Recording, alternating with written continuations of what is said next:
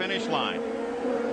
There's the bend just before. The pace picks up. Al Unser Jr. brings them back toward the green flag.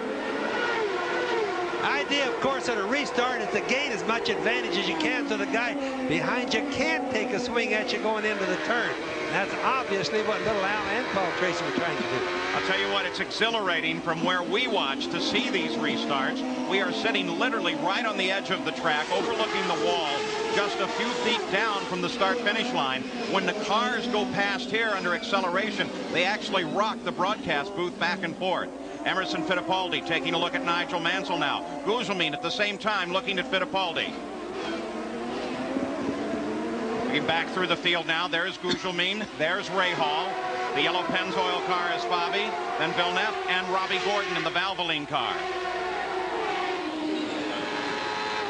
We ride with Robbie Gordon, Jack Arute. And Paul, Robbie Gordon has his share of problems this afternoon, not in the cockpit of the car as you ride along with him, but on pit road.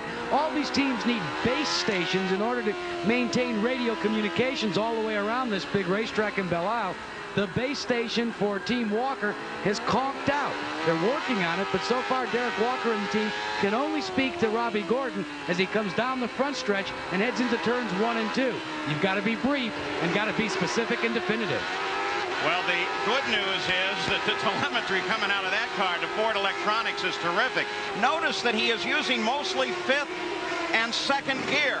He only really passes through 3rd gear for a little while and then comes back down into 2nd whenever he gets in traffic. And notice he's turning a little over 13,000 RPM, Paul. And again, you mentioned the 2nd. I was going to mention that. He runs an awful lot of this track in 2nd gear because the straightaways are so short and the turns are somewhat of the same radius. There's talk of Robbie Gordon going into Winston Cup racing with his longtime mentor, Michael Kranifus, who has formed a team looking for a really hot driver.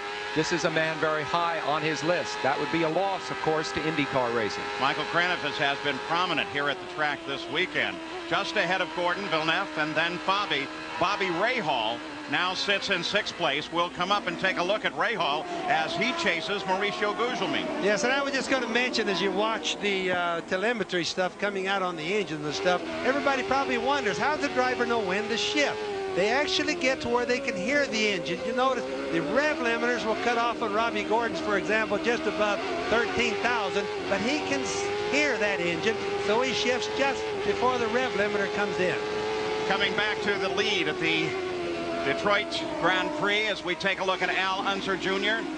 with Paul Tracy now beginning to give him some pressure. This is the first time this year that we've really seen a clear battle between Al Unser Jr. and Paul Tracy, two very hot men for the Penske team. Obviously, I said earlier, I believe Tracy is under a lot of pressure not to make a mistake. He's running well back in the championship, 16th. He really needs a success, and he needs to stay on the road. Pit side once again. Gary Gerald as Adrian Fernandez is in the pits and it just stalled the engine. Yeah, Paul, it's a tough one. He came in with a suspected flat tire. They engaged the clutch and it stopped dead. Now they get it restarted and Adrian is away for the Gallus team. Remember last year he finished 7th here and Rick Gallus had 3 men in the top 7 as Danny Sullivan won.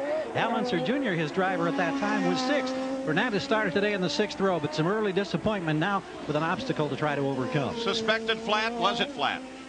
Gary? Have not been able to see which one. Now I can see one that may be down, Paul. They're pulling them back over the wall and a lot of traffic here. Gary, certainly find out. Certainly Adrian Fernandez is one of the most charming young men around this business. He can get a sponsor, keep people interested in the sport. It's around drivers like this that I think the future of the sport will revolve.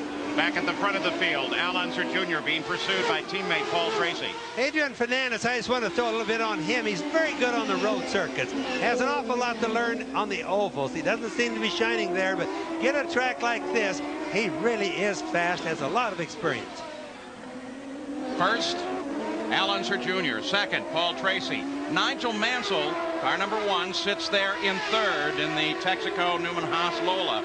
Now, he's quite a story lately, and there was a strong indication that there was going to be a news conference concerning Nigel Mansell immediately after this race. And then that went away. Now the next rumor is that there's going to be a news conference held in London on Tuesday. That seems to be a real possibility. Look at him smoke the tires there. He's back fully on style. The strongest rumor, and we report it just as that, seems to be that there is a good chance that Nigel Mansell will drive in Formula One in the races that do not conflict with IndyCar. As we hear more on that, we'll certainly update you. Well, can I just throw in a little rumor, Paul, that I'm pretty sure is true? Nigel will be going with Formula One next year at least. This goes on past your rumor. And none other than Michael Andretti is going to be driving this car. Rumor Central in full tilt here. Well, you know, if you go to the Newman Haas trailer where you can buy model cars and T-shirts and stuff, you can buy 1/43rd scale models of Mario's car and Nigel's car. Mario's car is $22 and Nigel's is only $20. And I asked, well, why is Mario's more expensive? They said, well, it's his last year. I think they're going to add $2 to Nigel's model too, don't you? I don't know. I have some doubts. Nigel seems to be, from time to time, quite happy in Indy cars. He may drive some Formula One, but I think he'll keep his focus here. Al Unser Jr., though, is the focus of this race as he continues his